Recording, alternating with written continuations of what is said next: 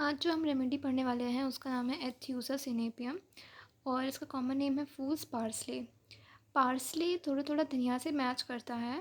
थोड़ा थोड़ा सबको कंफ्यूजन होती है कि पार्सले ही धनिया है, बट इन दोनों में काफ़ी डिफरेंस होता है। तो अगर आपको इसका कॉमन नेम याद रखना है तो आप धनिया से याद कर सकते हैं। और इसका हमारा फैमिली है एम्पेलीफेरे। अब हम सबसे पहले इसका मैं आपको ओवरव्यू दे देती हूँ जिससे आपको ये रेमेडी याद रखने में आसानी होगी। तो एथ्यूज़ा एक बेबी रेमेडी है, खासकर उन बच्चों के लिए जिनकी डेंटिशन हो रही होती है या फिर वो उस टाइम में रहते हैं जिनको दूध से काफ़ी प्रॉब्लम है और जिन्हें स्पैज़्म मतलब नर्वस सिस्टम रिलेटेड भी कुछ प्रॉब्लम्स होती हैं। तो सबसे पहले हम इसका कॉन्स्टिट्यूशन देखेंगे। स्पेशली फॉर चिल्ड्रन मतलब ये बच्चों की रेमेडी है during dentition in hot summer weather.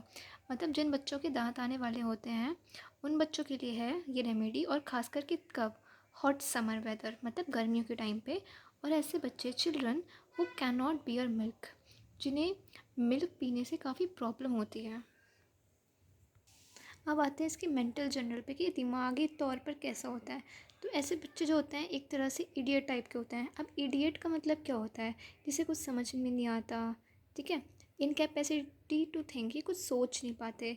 बच्चे हैं इसका मतलब ये नहीं कि इन्फेंट्स मतलब बच्चे जिनमें थोड़ी सी समझने बूझने की क्षमता होती है और ये हमेशा कन्फ्यूज रहते हैं, इन्हें नहीं पता इनके साथ क्या हो रहा है, ठीक है। अब फिज़िकल जनरल में आते हैं तो फिज़िकल जनरल में इन्हें काफ़ी ज़्यादा वीकनेस होती है।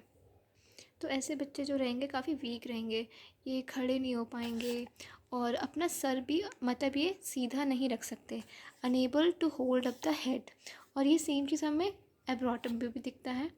प्रोस्ट्रेशन विद स्लीपीनेस मतलब ये काफ़ी थके थके से रहते हैं, इन्हें काफ़ी नींद आती है, ठीक है। प्रोस्ट्रेशन का मतलब होता है थकावट। थकावट और कब कब आती है इन्हें, वॉमिटिंग करने के बाद इन्हें थकावट होती है, ठीक है। स्टूल्स पास करने के बाद थकावट होती है। स्पैज़्म का मतलब क्या होता है, स्पैज़्म का मतलब होता है वायलेंट मस्कुलर कॉन्ट्रैक्शंस, ठीक है। मतलब बहुत तेज़ से दर्द होता है मसल्स में। तो इसके बाद इन्हें काफ़ी ज़्यादा थकान होती है और इन्हें काफ़ी नींद आती है, ठीक है। इन्हें बिल्कुल भी प्यास नहीं लगती है, कंप्लीट एब्सेंस ऑफ थर्स्ट, ठीक है। अब ये बच्चे क्योंकि इडियट होते हैं, इन्हें कुछ समझ में भी नहीं आता, तो ठीक है, इन्हें नहीं पता इनके साथ क्या चल रहा है, तो इनको काफ़ी एंजाइटी होगी, इन्हें दर्द होगा, कहाँ दर्द होगा, इनके डेंटिशन हो रहा है तो इनके पेन कहाँ होगा, टीथ के अराउंड, ठीक है। An expression of great anxiety and pain मतलब इनके फेस से दिखता है, इनके फेस पे ऐसा एक्सप्रेशन रहता है जैसे इन्हें काफ़ी एंजाइटी है, इन्हें पेन हो रहा है, ठीक है। With a drawn condition and well marked नीसिया लीनिया निसालिस। ड्रॉन कंडीशन मतलब काफ़ी मतलब जैसे इनमें ताकत नहीं है बिल्कुल, ठीक है, एकदम pale face. And well marked linea nasalis. Linea nasalis is a bone जो नोज़ के एरिया में रहती है, ठीक है। अगर इसकी फ़ोटो दिखाऊं तो ये कुछ ऐसा दिखता है, तो हमें इनके फेस पे ही लीनियर निजालिस साफ साफ दिखता है, ठीक है। हाँ, एक्सप्रेशन किसका होता है, पेन एंड एनजाइटी का। और नोज़ के एंड में इनके कुछ पिंपल टाइप भी होता है जिसे हम हर्पेक्टिक इरप्शन भी कह सकते हैं। अब जीआईटी पे आते हैं तो इनके पेट में क्या होता है, देखो इन्हें दूध से काफ़ी प्रॉब्लम होती है, ठीक है। तो पहले थर्ड पॉइंट देखते हैं, इनटॉलरेंस ऑफ मिल्क। तो अगर ये मिल्क को किसी भी फॉर्म में ले लेंगे, जैसे फॉर एग्ज़ाम्पल इन्होंने मिल्क पी लिया या फिर कोई मिल्क की से बनी कोई चीज़ खा ली, तो ठीक है, क्या होगा, इनकी वॉमिटिंग होने लगेगी। और वॉमिटिंग कैसी होगी इनकी, कर्ड के फॉर्म में, ठीक है। In the vomited in large curd, जैसे ही वो लेंगे वैसे ही वॉमिटिंग होने लगेगी। और वॉमिटिंग के बाद ये बहुत ज़्यादा थक जाएंगे और बहुत ही ज़्यादा ड्राउजीनेस होने लगेगी इन्हें। मतलब कि जैसे होते हैं ना कि हम जैसे कोई बहुत ज़्यादा एक्सर्शन करके आते हैं तो हम ड्राउजी हो जाते हैं कि मतलब हम थोड़ा सोने टाइप में हो जाते हैं वैसे, ठीक है। अब मान लो इन्होंने दूध नहीं पिया, इन्होंने कोई खाना खाया, ठीक है। तो खाना खाने के तुरंत बाद या 1 घंटे बाद वो खाना पूरा वॉमिट हो जाएगा, वॉमिटिंग हो जाएगी उस खाने की। और वो वॉमिटिंग कैसी होगी, कोपियस ग्रीनिश वॉमिटिंग। कोपियस मतलब बैड स्मेलिंग, ग्रीनिश वॉमिटिंग, ठीक है। इनको वैसे इंडाइजेशन की प्रॉब्लम होती है, ऊपर से ये दूध पी रहे हैं तो और ख़राब होगा। खाना भी खाएंगे तो वो वॉमिटिंग हो जाएगी, जिनकी वजह से ये खाना नहीं खा पाते, जिसकी वजह से ये बहुत ही ज़्यादा वीक हो जाते हैं, प्रोस्ट्रेशन होती है इन्हें, ठीक है, हर चीज़ में, जिसकी वजह से ये काफ़ी ज़्यादा एनजाइटी होती है इन्हें, ठीक है। तो इंडाइजेशन ऑफ टीथिंग चिल्ड्रन, ठीक है। Violent sudden vomiting of a frothy milk white substance, जिन बच्चों के दांत आते हैं उन्हें इंडाइजेशन हो जाती है उस टाइम पे।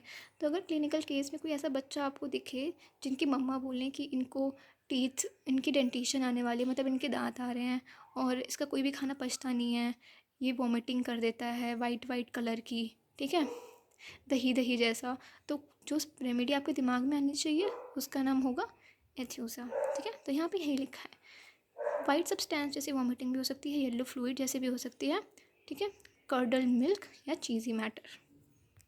अब क्या होगा, ये बच्चे थोड़े से इडियट हैं, मतलब इनका दिमाग थोड़ा अच्छे से काम नहीं करता, इन्हें चीज़ें समझ नहीं आती। तो हम इसी तरह से मतलब रिलेट कर सकते हैं थोड़ा सा, हालांकि ये पूरा मतलब प्रूवन नहीं है। इनके नर्व्स में कुछ प्रॉब्लम हो सकती है, सिग्नल ट्रांसमिशन में कुछ प्रॉब्लम हो सकती है। तो अगर यहाँ पे कुछ एरर डिफेक्ट होगा तो यहाँ पे हमें देखने को मिलेगा epileptic spasm. Now what is epileptic? Epileptic is related to the word epilepsy.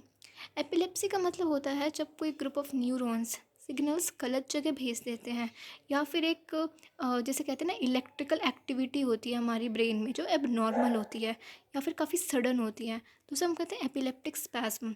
अब इस दौरान बच्चा क्या करेगा, ठीक है, उसको एकदम से सीजर टाइप, उसको ना मतलब तुम बच्चों को देखोगे जब एपिलेप्टिक स्पैम के टाइम पे तुमको ऐसा लगेगा इनको सीजर आ रहा है, ठीक है।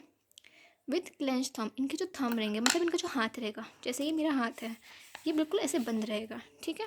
इनका फेस रेड हो जाएगा, आंखें इनकी नीचे आ जाएंगी, मतलब झुक सी जाएंगी इनकी आंखें। जो इनके प्यूपल्स हैं वो एक जगह पे फिक्स हो जाएंगी, डायलेटेड मतलब डायलेटेड, और एक होता है कॉन्स्ट्रिक्ट, कॉन्स्ट्रिक्ट मतलब छोटा, डायलेटेड का मतलब बड़ा। Foam at the mouth, jaws locked, pulse small, heart quick.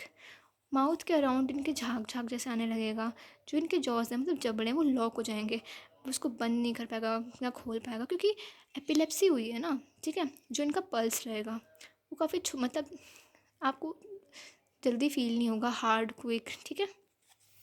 मोटेलिटीज़ देखते हैं, तो इनको एग्रेवेशन मतलब कि कब इनकी प्रॉब्लम बढ़ जाएगी, तो जैसे कुछ खाएंगे पिएंगे प्रॉब्लम बढ़ जाएगी, ठीक है।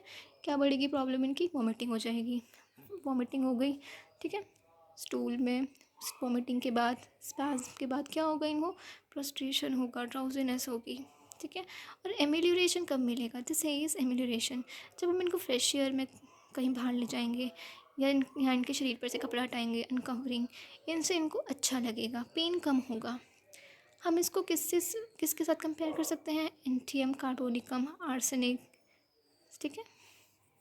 ड्रग के लिए इतना ही।